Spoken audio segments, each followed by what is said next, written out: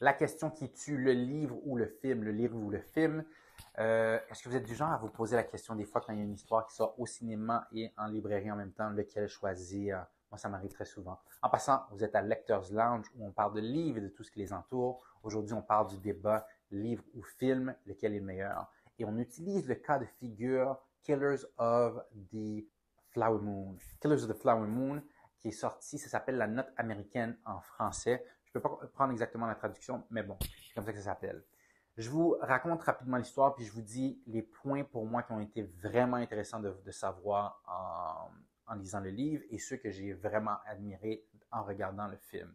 Premièrement, l'histoire, c'est le peuple des Osages, qui est un peuple autochtone qu'on a déplacé d'une partie des États-Unis dans un coin à Oklahoma qui était supposé d'être délapidé. Et là, on parle des années 1920, tout de suite après la Première Guerre mondiale.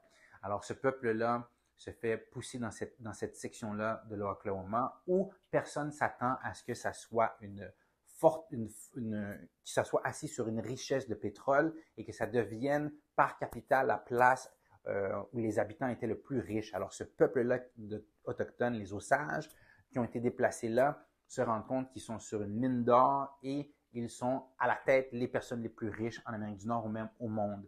L'équivalent d'à peu près 70 000 par personne juste en redevance que le pétrole leur donnait. Alors, les gens autour de eux regardent ça, des Américains à ce temps-là, des Blancs, qui regardent ça et qui se disent comment on peut avoir accès à cette richesse-là en collaborant, en leur offrant des services, en les surchargeant des fois, deuxièmement en se mariant avec des convictions assez teintées, ou troisièmement, malheureusement, en les tuant. Fait que c'est ça, Killers of the Flower Moon, l'histoire. C'est un peuple qui hérite d'une grande richesse puis qui se voit attaqué pour ça au début des années 1920. La raison pour laquelle j'ai adoré le livre, c'est parce que c'est une histoire qui arrive tellement à une partie des États-Unis, une période des États-Unis qui est critique. C'est arrivé, ça, à Oklahoma, c'est arrivé à un peuple, les Osages, mais c'est aussi quelque chose qui est arrivé à une autre partie des États-Unis où les Noirs avaient développé une grande ville qui roulait après l'émancipation. Et là, cette ville-là avait été le résultat d'un coup des gens locaux qui avaient attaqué cette ville prospère, cette ville noire prospère. Fait que ça arrivait aussi à un peuple autochtone en 1923 et c'est l'histoire qui est racontée. La richesse du livre, c'est qu'on peut parler de tout ça. Dans le livre, dans un film qui est 2-3 heures, c'est difficile de trouver cette profondeur-là. Alors, on parle de la naissance du FBI parce que ce peuple-là qui était américain, ils ne pouvaient pas trouver de l'aide par la police locale, par la police de l'État. Alors, ils ont dû aller aux États-Unis et le FBI a été créé pour gérer des cas que desquels les États ne pourraient pas s'occuper. C'est le FBI d'aujourd'hui. Alors, on voit la naissance de ça, on voit aussi l'importance du pétrole à cette période-là. On voit aussi c'est tellement riche quand on peut comprendre aussi le mariage de ces cultures-là. Ça nous donne vraiment le mariage, les disputes qu'il y a eu entre ces deux cultures-là, américaines et des autochtones. Alors ça, c'est un exemple qui est tellement vif, tellement bien démontré. Je pense pas que le livre nous permet d'aller dans cette profondeur-là. Deuxième chose qui est très importante, c'est quand on lit le livre, c'est que c'est un travail tellement méticuleux de recherche parce que cet auteur-là, David Grann, a déjà écrit un autre livre dans lequel il relatait des faits ancrés dans l'histoire qui étaient deux flottes de la Grande-Bretagne et espagnole qui se battaient pour un trésor au milieu des eaux déchaînées d'un océan.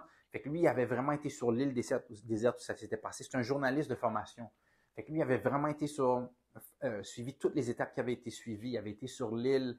Le livre était vraiment extraordinaire à lire. C'est pas mon style de lecture, mais j'avais vraiment aimé. Dans ce cas-ci, il fait la même chose. Fait qu'il documente tellement bien toutes les circonstances. C'est un fait historique vraiment bien présenté.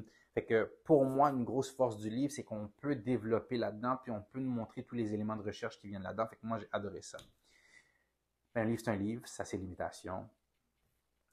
Qu'est-ce que j'ai aimé? quand j'ai été voir le film. Premièrement, il faut comprendre que quand je vous explique que c'est un peuple qui est en train de se faire enlever ses richesses par n'importe quel moyen, ça c'est la grande histoire, mais la petite histoire est beaucoup plus pervers que ça, c'est qu'il y a des gens qui se marient sous des faux prétextes, il y a des familles qui se mêlent pour éventuellement hériter de la richesse de d'autres.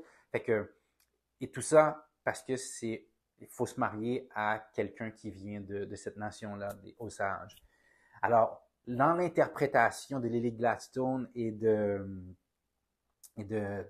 Leonardo DiCaprio, on voit cette douce trahison-là. On sent même qu'à un moment donné, il y a du vrai amour entre les deux. Puis c'est bizarre parce que les deux, il y a quelqu'un qui sait clairement qu'il se fait trahir, il y a quelqu'un d'autre qui est presque pas assez intelligent pour le cacher, mais on voit qu'ils sont quand même liés. Fait que c'est tellement juste dans l'interprétation. Le livre nous amène pas là. Fait que ça, c'est un très gros point. L'interprétation lui donne vraiment une couleur à cette trahison-là qu'on sent dans le livre. Fait que ça, c'est un gros point pour le film. Deuxième chose, tout à l'heure, je disais le mélange des cultures, mais c'est pas vraiment ça que je voulais dire. C'est que quand on regarde le clash visuel qu'on voit, on est dans un peuple de Première Nation qui ont leurs couleurs, qui ont leurs célébrations. Il y a une opulence. Imaginez que tout le monde est riche là-bas. Fait que il y a presque une exubérance dans les styles de vie. Et dans le film, on voit tout ça, les rituels, les couleurs, les voitures, les courses. Fait que c'est une ville où il y a beaucoup d'action. C'est les années folles en 1920 pour eux autres. Fait que d'être capable de nous montrer ces couleurs-là, cette activité-là, le charme de ce mélange, de ce clash de cette culture-là, ça a vraiment fait quelque chose pour moi. Puis c'est une réalisation de Scorsese. Alors, vous savez le genre l'attention qu'il porte à ce genre de visuel-là, c'est dans tous ses films. Fait que ça, c'est un très gros point. Fait que c'est sûr que si je fais la comparaison, le livre, une histoire tellement bien recherchée, des détails précis, une accumulation de faits historiques qui nous amène à la création de beaucoup d'entités américaines. La section livre, il y a un gros point pour le livre. Si on regarde pour le film, d'être capable de voir la trahison interprétée de façon si fine par Lily Gladstone puis Leonardo DiCaprio, gros point. Et deuxièmement, pour l'éclat de couleur, qu'est-ce que ça donne au visuel, le directeur photo, big thumbs up. Ma décision, c'est que je vous suggère d'aller voir les deux. De lire le livre et d'aller voir le film. Je pense que les deux expériences se collent bien ensemble. En plus, j'ai écouté plein de podcasts sur le sujet, j'étais tellement intrigué.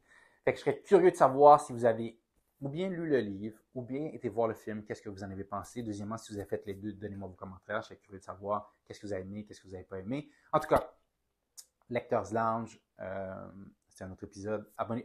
N'oubliez pas de vous abonner, de partager. Ciao!